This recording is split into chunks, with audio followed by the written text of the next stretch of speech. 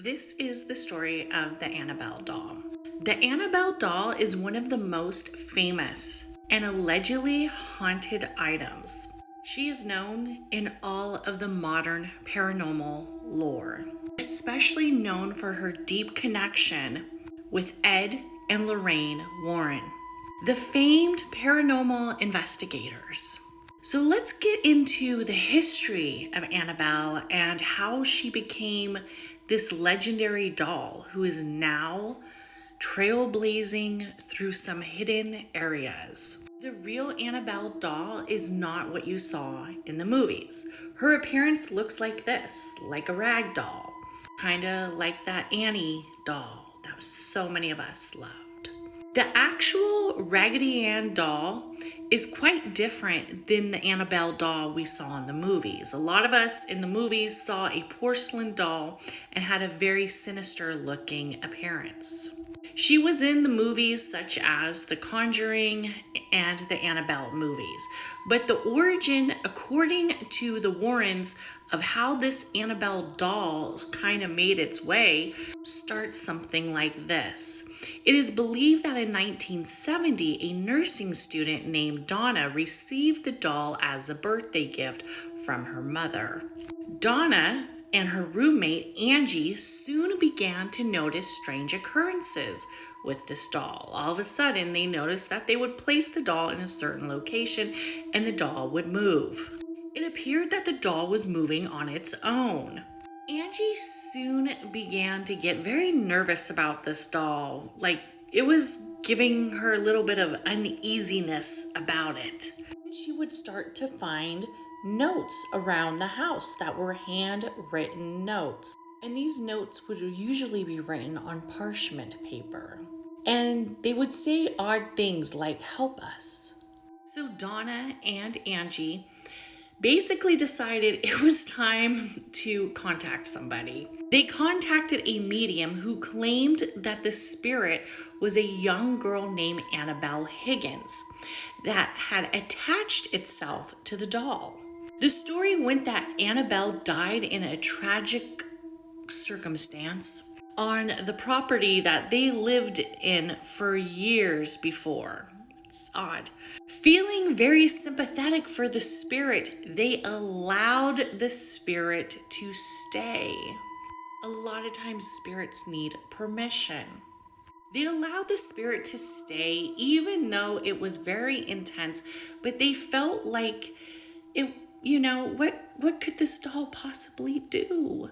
Until their friend Lou, who was actually like a roommate of theirs, claimed that he began to have dreams of the doll trying to strangle him. He also reported mysterious scratches out of nowhere. Especially after he woke up from these dreams, he saw scratching on him.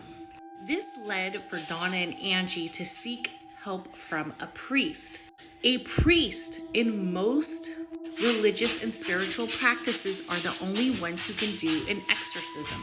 If this doll had some type of strange entity attached to it, they wanted to have the priest basically exorcist this doll. The priest actually decided that he was going to contact somebody. He was going to contact some paranormal specialist. The specialists that he contacted were Ed and Lorraine Warren.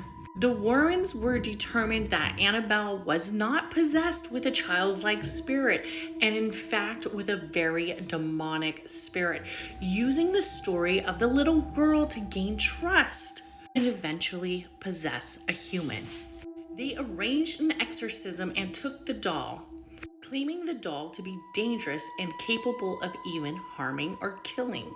After the exorcism took place, they placed the doll in their occult museum in Monroe, Connecticut, with a warning sign that said, "Under no circumstances, positively do not open." It said that a man once mocked the doll, teasing the doll, during the visit of this occult museum, and literally died that day in a motorcycle accident, reinforcing the fearsome reputation of this demonic doll. Pop culture has been fascinated with Annabelle, and in fact, they've had many movies in her spooky abilities, known as Annabelle in 2014, Annabelle's Creation in 2016, and Annabelle Comes Home in 2019.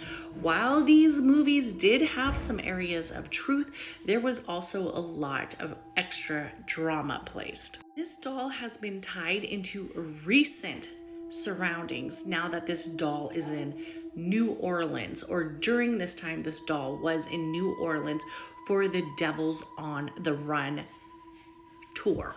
So after the Warrens passed away, somebody else has gained access to this doll.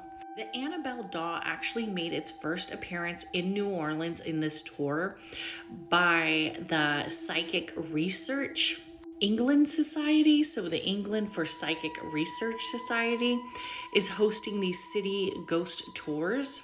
Now I will say, if this doll does land in your city and you decide you want to go visit it, whatever you do, do not mock it, do not touch it, do not stand even too close to it.